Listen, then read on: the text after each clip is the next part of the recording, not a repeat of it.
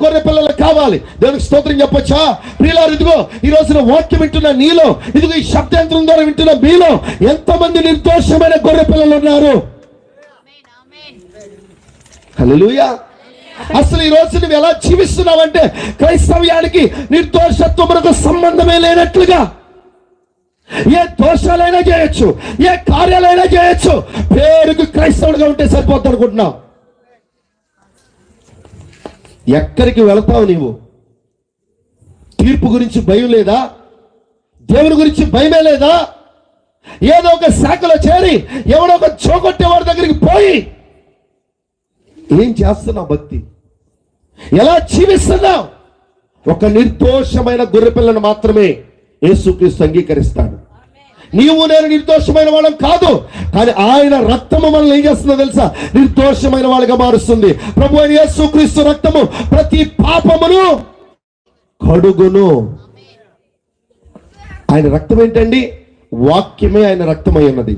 2000 సంవత్సరాల క్రితం యేసుక్రీస్తు సిలువలో రక్తము కార్చినప్పుడు ఆ రక్తం అంతా ఎండిపోయిందండి. కానీ రక్తములో ఉన్న జీవం మాత్రము సంఘములోనికి వచ్చింది, వాక్యములోనికి వచ్చింది. ఇప్పుడు ఆ వాక్యముని హృదయాన్ని కడుగుతున్నప్పుడు, ఆ వాక్యముని జీవితాన్ని కడగగలిగితేనే అది సరైన వర్తమానం, అది సరైన సమాజము.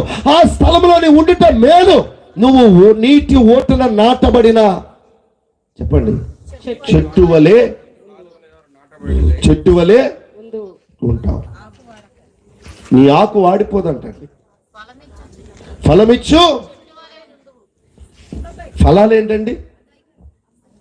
ప్రియులారా, ఈ రోజున ఎంతమంది దగ్గర ఫలాలు ఉన్నాయి?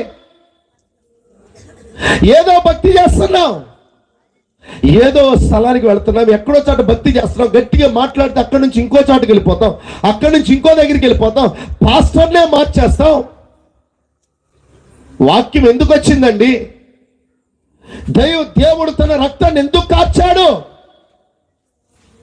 ప్రియులారా, నువ్వు ఏ సంఘములో ఉన్నావు అనే దానికంటే ముఖ్యంగా నీ జీవితాన్ని కడిగే అభిషేకం కింద ఉన్నావా లేదని చూసుకో.